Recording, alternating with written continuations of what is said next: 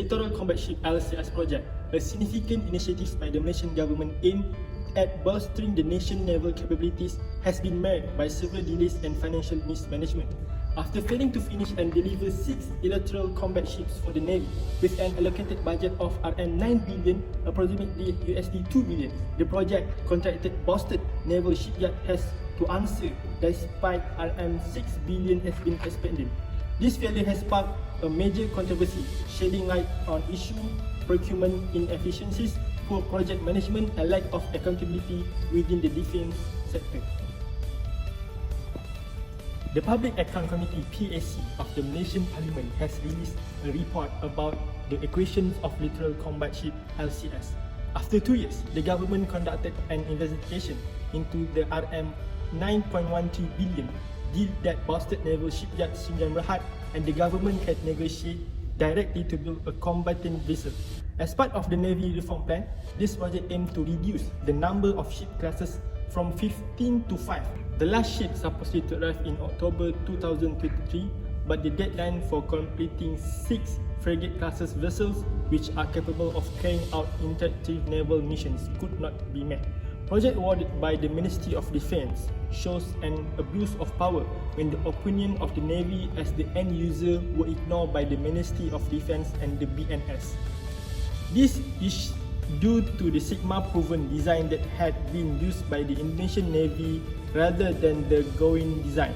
Not only that, the government has done the opposite process when paying the initial payment for RM 1.36 billion to BNS.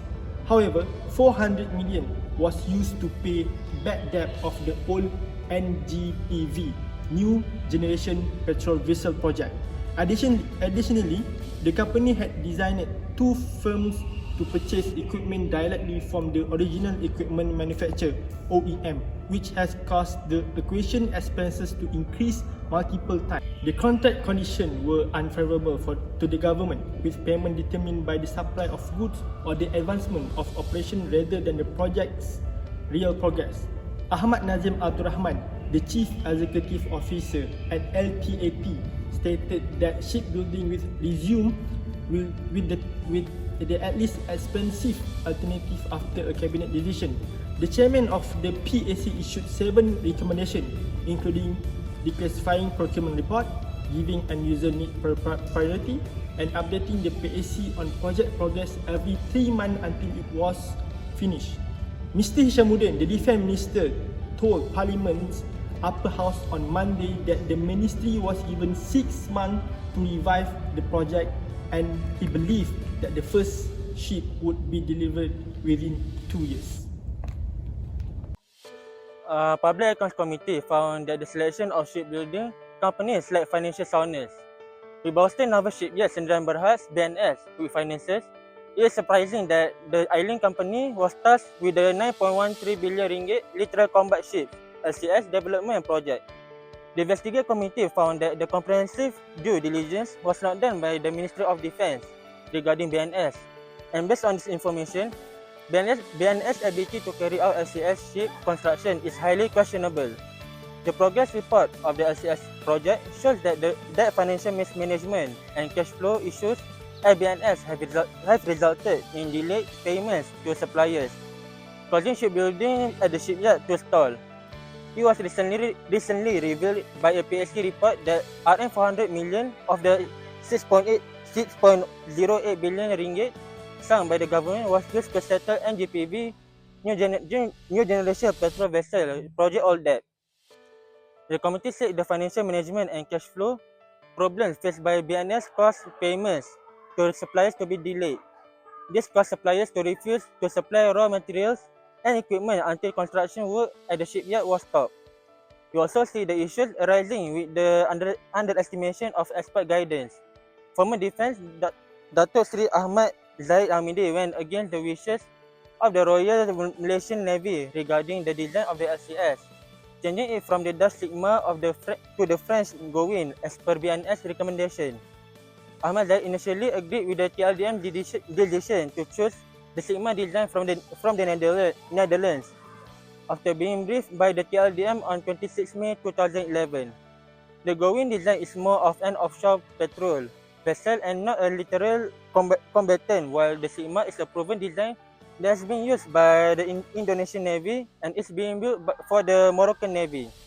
However, it was later decided to use the Going design. Less than 2 months later, on 11 July 2011, after a proposal by Bawah State Naval Shipyard Sdn Bhd (BNS).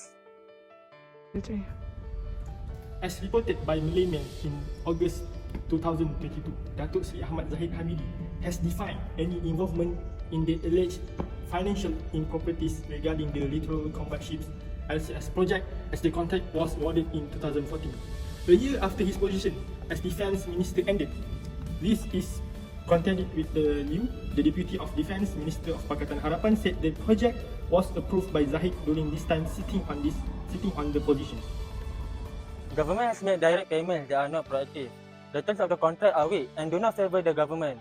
With payments based on the progress of activities or delivery of goods and not on the actual progress of the project. This caused the progress payment on LCS-1 to exceed the actual progress on the work by 21.1%. The government has paid Rm 6.08 billion or 66.65% of the cost so far, but the physical progress for these 5 ships is at 44%, 35%, 32%, 37% and 16% respectively. No work has started on the 6th and final vessel, which is scheduled to be delivered in October next year. This indicates payment made is 63.8% compared to actual work progress of 42.7%. The result of the presentation of the issue is a number of problems related to LCS procurement, the final design that has not yet been finalized by the government, and BNS give room for manipulation to occur. In my opinion, I would not agree with the way the government handle project carelessly and fulfill their own interests without thinking about the impact on national security and the sovereignty of the country are at stake. Those who hold important positions bear responsibilities that are also important in carrying out their duties to the country. Therefore, there should not be issues that question the administration and management of our beloved country.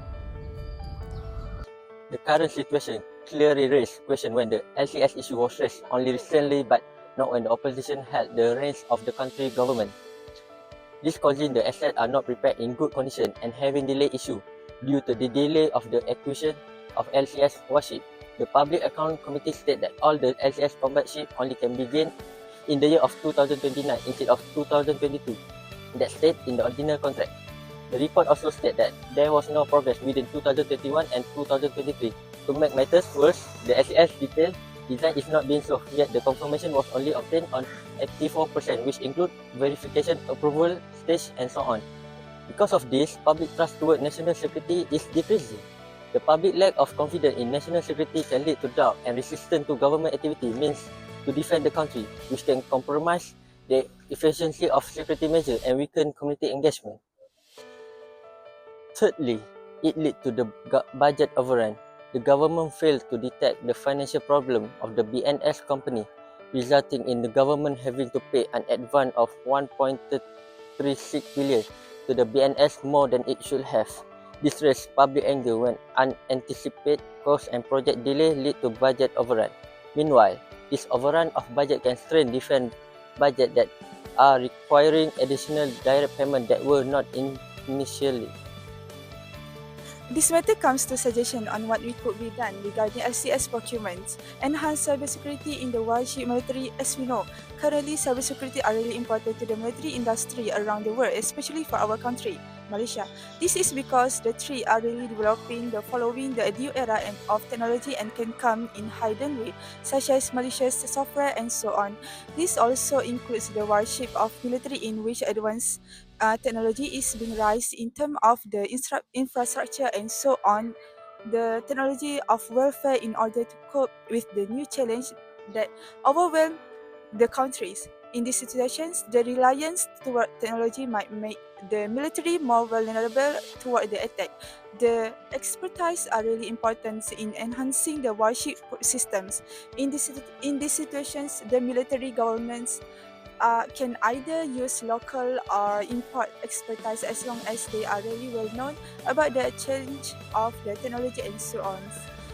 Secondly, partnership with companies that master in shipbuilding.